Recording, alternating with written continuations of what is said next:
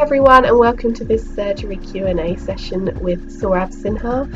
He is a paediatric and adult consultant neurosurgeon, and he's also part of our medical committee at the Pituitary Foundation. So today I'm going to be asking him your questions.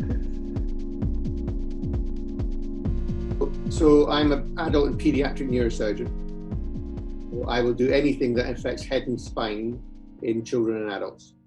I don't do a huge amount of spine work because I find it boring. Most of my work is head work. Most of my work is tumours. So I do all the pituitary and pituitary-related tumours in South Yorkshire. And so, so that's for pituitaries, but I also deal with all brain tumours. And then I do whatever basic trauma and emergency stuff that comes in from a head point of view. A little bit of spine, but usually it's emergency work. And then at the children's, we do everything, whatever comes through the door. First question, what are the short and long-term impacts of radiotherapy versus neurosurgery? So very few, from a radiotherapy point of view, there are very little short-term impacts. Most people tolerate radiotherapy really well. I guess the issue is that you end up going in for roughly 30 treatments. So it's Monday to Friday for a certain number of weeks, and how many weeks varies according to what they need to treat and where you are, and local protocols. But it does mean going in every day for that period of time. From a surgical point of view, short-term impacts, well, clearly it's an operation. It means a general anaesthetic. And then all the risks there are of surgery. So the risk of infection, risk of bleeding, risk of leakage of brain fluid, which we call CSF, possible risk of meningitis, a risk of a stroke, and a small risk to your life. And that, you can't get rid of those risks. That short-term, some of that will have a long-term risk is there from surgery, no matter who does it. And then from a longer-term perspective, we know that radiotherapy can lead you to developing hypopituitarism, even if you didn't have it before.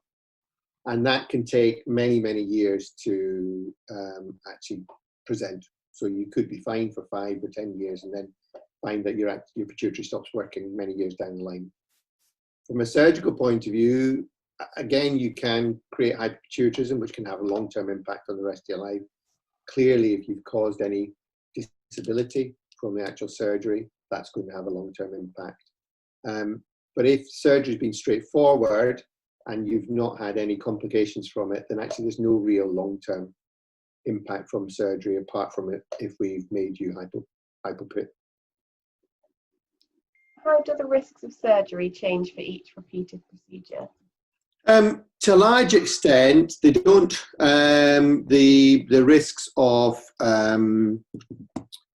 the major risks of stroke and the small risk to your life is there, regardless of whether it's a revision or a first time. The things that do slightly increase risk of infection, and probably a higher risk of a CSF leak second time round. When we first do the operation, if you've got a big lump, then the diaphragma, which is the roof of the pituitary, which separates the pituitary from the rest of the brain and the fluid, is well away. When you do a revision, depending on where the tumour is, you may well find that the tumour's at the back and the diaphragma's at the front, in which case you've got a high chance of getting a leak on. So it really depends on what the anatomy looks like when you get in or when you look at the scan. But that's probably the main difference from a revision risk point of view. What criteria do you consider when determining if a surgery should be done as a transsphenoidal or craniotomy? So, the way that you operate through the nose is, at the back of your nose is an air cavity called the sphenoid sinus. And the sphenoid sinus basically is the entrance that allows you to get to the pituitary gland. The sphenoid sinus develops as you grow. And so when you're really young, there's no air, it's a bony structure. And so in very small children, they don't have, or they probably won't have a sphenoid sinus that's big enough for you to access. And so in small children, we would end up going through the head because you can't get through the sphenoid sinus. So in the last couple of years, I've had 2 young children I've ended up having to do through the head rather than through the nose because they didn't have a sphenoid sinus that was big enough. In one case, I went through their eyebrow, and in the other case, I actually did a standard craniotomy incision, which is like a question mark from your ear round. On the adult side, the majority of them, they'll all have a sphenoid sinus to a large extent. And then it'll depend on the size of the tumour and where the tumour is heading. The majority of pituitary tumours stay in and around the midline, so you can go up to the nose and you're okay. But if the tumour extends a long way up or a long way to the side and is involving brain, then it may be better to come and do a craniotomy. And if the tumour is really big, then you may end up having to do craniotomy because you need to take away as much of the mass effect as possible, and you may not be able to do that through the nose.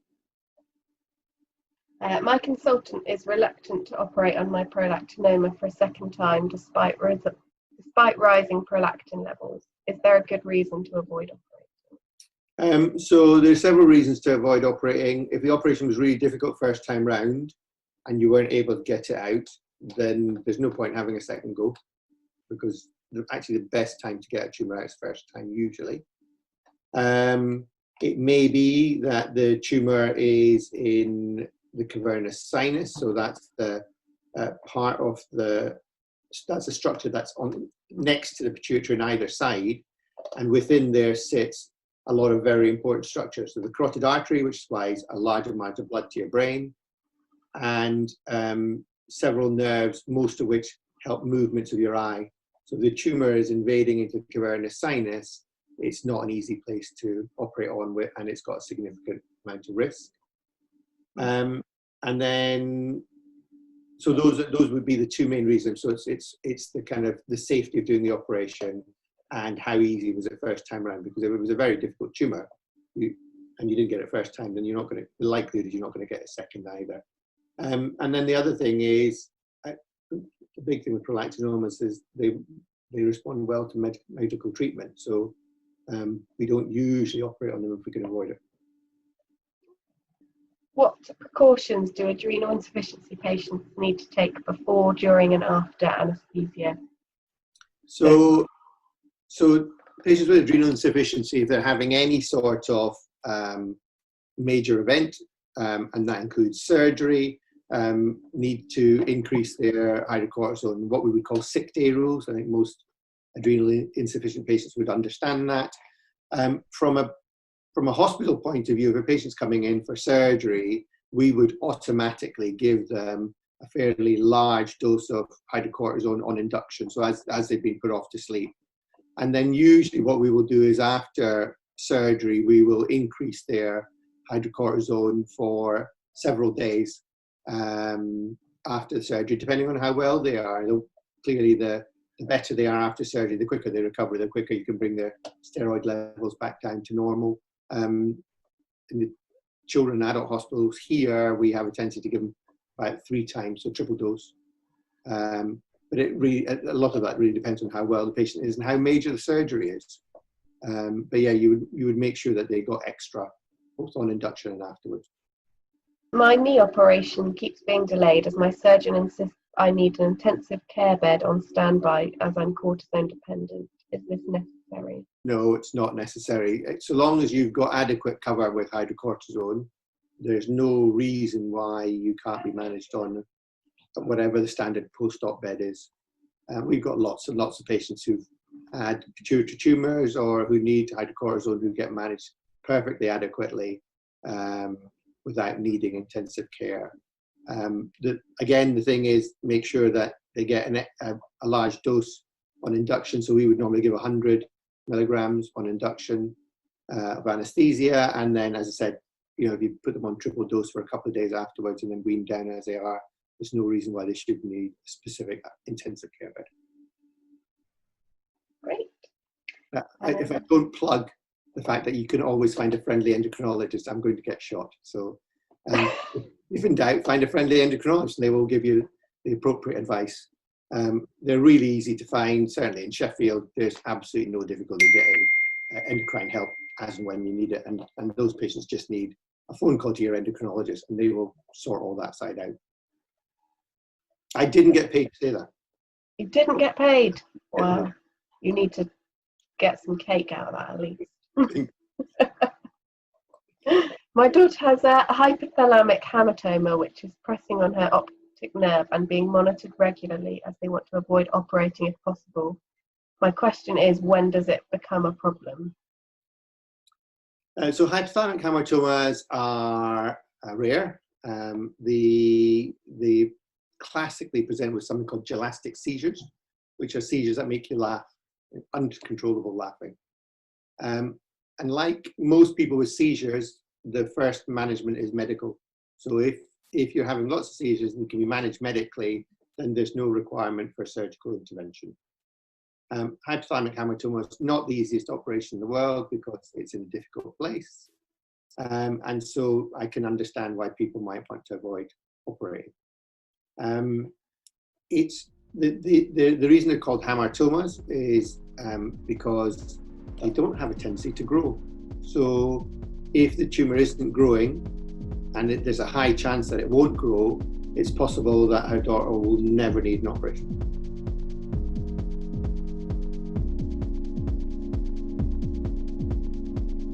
As with all charities, COVID-19's had a massive impact on the amount of funding that we have been able to get. And the Pituitary Foundation, like every other charity, is clearly seeing that as having a massive negative impact on the amount of money that they would normally be able to raise. You may know, Jay has set up the 500 Faces charity for the Pituitary Foundation. It's a brilliant way of raising money for the charity. If you can raise or get a donation of £100, you'll get your face plastered all over the 500 Faces website and join some of us who are already on it. As most of you know, the Pituitary Foundation does a brilliant service for patients who have pituitary disease and their families. It's an excellent place for getting support for people who have a rare condition and often don't really know where to turn to get help. So please, anything you can do to support us, that'd be great.